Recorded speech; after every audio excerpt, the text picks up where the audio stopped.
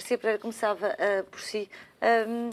Olhando para a verdade é que o sindicato já veio dizer que ainda era prematuro falar-se nesta segunda greve, mas há aqui uma questão que é a questão da gestão de expectativas dos passageiros, que num negócio como o da TAP é fundamental. Não é prematuro, de facto, se quer deixar que um rumor destes possa vir a lume quando ainda nem se cumpriram metade, ou cumpriu-se metade do primeiro período de greve? Bom, boa tarde, antes de mais. O que eu queria dizer é que antes disso é preciso dizer com toda a clareza que uma greve tem classes, há greves revolucionárias, há greves reacionárias. Esta greve é uma greve reacionária que só serve aos interesses do governo e é preciso dizer isto com toda a clareza. A única greve revolucionária que os trabalhadores da TAP podem e devem fazer é a greve contra a privatização, porque nós precisamos, de facto, de uma TAP pública como um instrumento de estratégia nacional patriótica. E é essa a mensagem que tem chegado dos pilotos? Ainda acredita nessa mensagem? Não, de forma nenhuma. A greve que os pilotos estão a fazer não é uma greve contra a privatização, repito, porque nós precisamos da TAP como um instrumento de estratégia nacional patriótica. Temos 2 regiões autónomas com o mar pelo meio, temos 5 milhões de concidadãos nossos espalhados pelo mundo e uma companhia dessas, aliás, é ainda necessária porque é uma condição indispensável de garantia da unidade nacional e da própria gestão e viabilidade do nosso espaço económico. Ora, uma greve que tem por objetivo obter uma fatia da privatização, ou seja, em que os pilotos o que pretendem é ser patrões, são candidatos a aquisições de parcelas do capital e, portanto, são a favor da privatização, desde que essa privatização os beneficie a eles. É uma greve errada, é uma greve reacionária, uma greve antipatriótica e deve ser qualificada como tal. O que é que pode um governo fazer numa circunstância destas? Não, o governo finge estar contra esta greve, mas esta greve serve os interesses do governo, porque esta greve facilita o objetivo da privatização. Mas acha que o investidor privado olha com agrado para a TAP? Não, há apenas aqui um ponto de divergência. Tanto que é óbvio que serve os objetivos do governo, que o governo tem de fingir que está contra a greve, mas nas questões essenciais, designadamente, no que diz respeito à extensão e definição dos serviços mínimos, no que diz respeito à requisição civil, que soube sempre ameaçar com ela, à greve, essa sim com o objetivo de lutar contra a privatização e destruição da TAP, de dezembro. Agora, pura e simplesmente, isso é questão que não se coloca. A pequena divergência que existe entre o Governo e os pilotos consiste apenas nisto. O Governo já se comprometeu a vender a um determinado investidor uma empresa com trabalhadores domesticados. E agora, perante, enfim, uma greve destas, provavelmente o investidor deve estar a dizer ao Governo: olha, que o senhor prometeu-nos vender aqui esse bolo com trabalhadores bem comportadinhos e domesticados e estes não parecem estar muito domesticados. Mas esse é um ponto completamente colateral relativamente à questão essencial. Uma greve que tem por objetivo fundamental obter uma parcela da privatização é uma greve que serve aos interesses do Governo, que não serve aos interesses nem dos trabalhadores da TAP, nem do povo português e que deve ser combatida por estes. E, aliás, eu realço a circunstância muito significativa de nem CGTP, nem o GT, nem o PCP se definirem claramente contra esta greve. Ora, a obrigação de um partido político ou de uma organização sindical que se diz representativa dos trabalhadores é ter uma posição clara e, quando está perante uma greve que é reacionária e que é errada, qualificá-la como tal. E eu faço aqui um apelo aos trabalhadores, ao proletariado da TAP, isto é, aos trabalhadores da manutenção, para assumirem eles a direção da luta contra a privatização. Porque também já se percebeu que o PS está deserto que o Governo faça a privatização para não ter essa refeição no prato.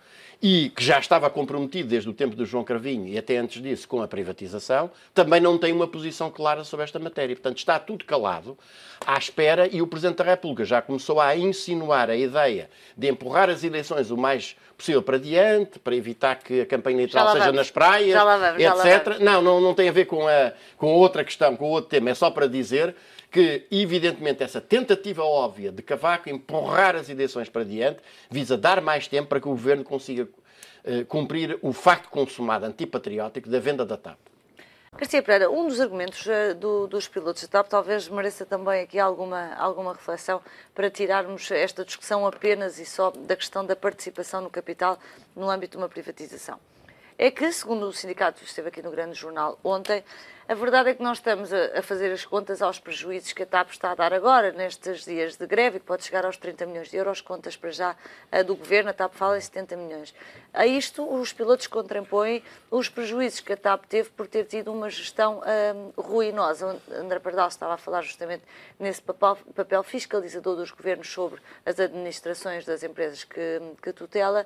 E por isso lhe pergunto, também falhámos como Estado e como governos capazes de fiscalizar a boa gestão de uma empresa? Falhámos, vírgula.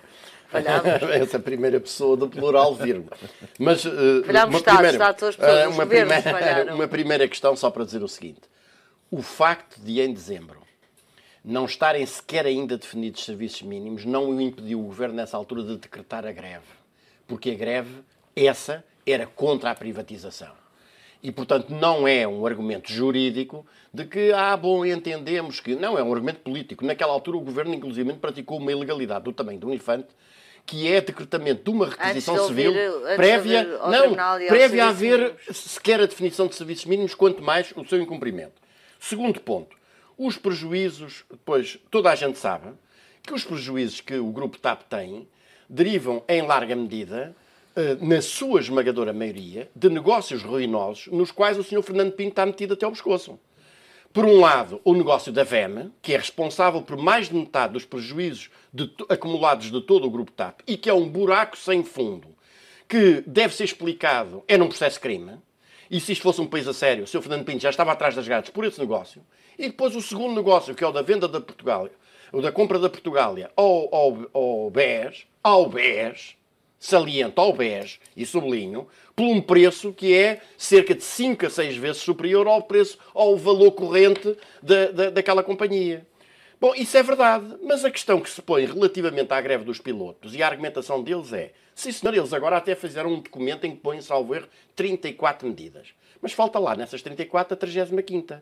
Então, e se o Governo, afinal, decidisse dar uma parcela da privatização aos pilotos, as 34 desapareciam e estava tudo resolvido? E essa que é a questão fundamental. Só há uma greve correta neste momento, é a greve contra a privatização, porque a privatização significa privar o país de um instrumento estratégico absolutamente fundamental.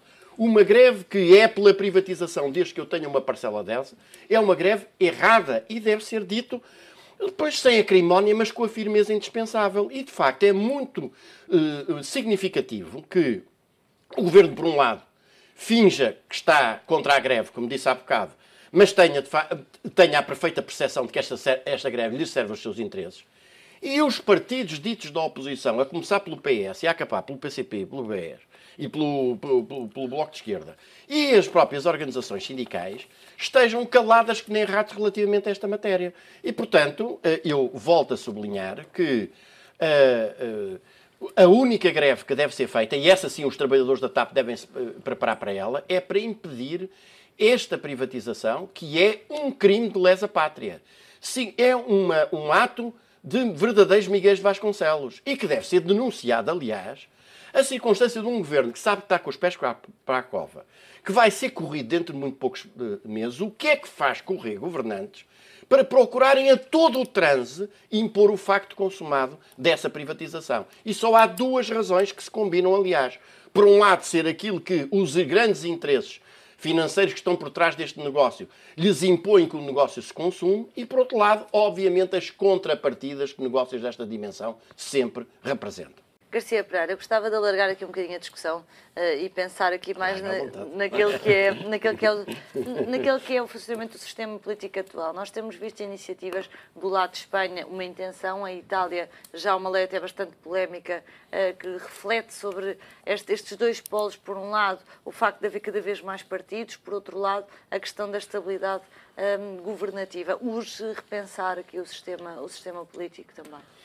Olha, em primeiro lugar, quanto a essa ideia da estabilidade governativa, nós já tivemos estabilidade governativa aos quilos, às toneladas. E os resultados são conhecidos. Os governos de maioria absoluta de Cavaco Silva e os governos de maioria absoluta de José Sócrates são o paraíso da estabilidade governativa. E o resultado foi um desastre para o país. É uma não questão. Portanto, não é uma questão. É uma não questão, foi o que eu disse. Sim, é uma não questão. Em segundo lugar, Eu achei muito curioso que um anacronismo ambulante em pessoa, como é Cavaco Silva, se tenha permitido fazer a qualificação de anacrónico relativamente a uma coisa que, aliás, a própria qualificação que ele dá mostra a sua completa incultura e ignorância. É que esse princípio não é um princípio da lei. Esse princípio é um princípio da Constituição, convém recordar. É no artigo 113, número 3, a linha B, que se diz que o nosso sistema político se baseia em eleições que se caracteriza, entre outras coisas, né, pelo princípio da igualdade de tratamento e de oportunidades das diferentes candidaturas. Ou seja, que a entrada para um processo eleitoral, onde supostamente os cidadãos eleitores são chamados a escolher entre as várias soluções e os programas e projetos que as diferentes forças políticas concorrentes lhes apresentam, não há uns que estão 50 metros à frente dos outros. Não há vencedores de partida. E, portanto, não há candidatos de primeira e candidatos de segunda. Isso é um princípio constitucional, não é da lei ordinária. E é muito curioso que esta recente polémica sobre o projeto do diploma e o visto prévio e não visto prévio, e vai e não vai, e há um plano de cobertura ou não há um plano de cobertura, tenha iludido o essencial da questão. E o essencial da questão é este. É que os autores daquele projeto, e aqui para além dos partidos políticos do poder, incluo também a própria IERC, que teve um papel absolutamente miserável nesta matéria, estavam de acordo com um princípio que é este. Só os partidos parlamentares é que têm direito à palavra. E isto é a negação, digamos, dos princípios democráticos mais básicos. Convém recordar que desde os tempos da Antiga Grécia que aprendemos que a democracia não é a ditadura das maiorias. É exatamente a preservação dos pontos de vista das minorias, porque muitas vezes as minorias têm razão. Ora, aquilo a que se tem assistido até aqui é, de facto, uma coisa inqualificável e é apenas, quando estava a dizer alargar o debate, sim, é preciso alargar o debate, por exemplo, sobre o que é hoje o papel do Tribunal Constitucional, que está transformado numa espécie de MFA de extrema-direita.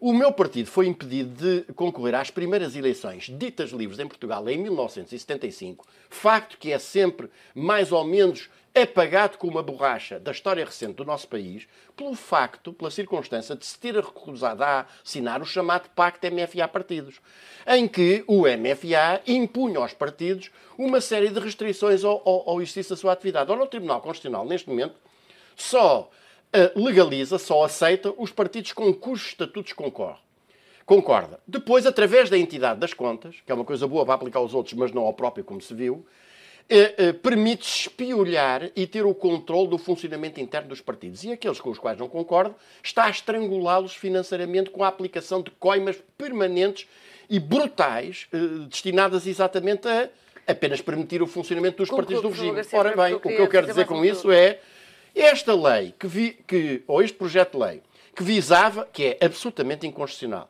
mas que visava legalizar a situação de que, numa campanha eleitoral, só têm direito à palavra os partidos que já lá estão no órgão para que se está a fazer a eleição, é apenas a pedra de toque num processo de fascistização completa da nossa sociedade. E quando eu tenho dito que a Troika foi não apenas uma ditadura financeira, mas também foi uma ditadura social, laboral e política, essa é exatamente uma das vertentes em que isso se concretiza. A minha posição ficou expressa com aquela coisa que Cavaco Silva quer empurrar o mais possível as eleições para dar tempo ao governo. Ficou expressa, sim, senhora. Porque a aspiração do povo português é ver este governo pela janela fora o mais depressa possível. Convém, Vamos ver.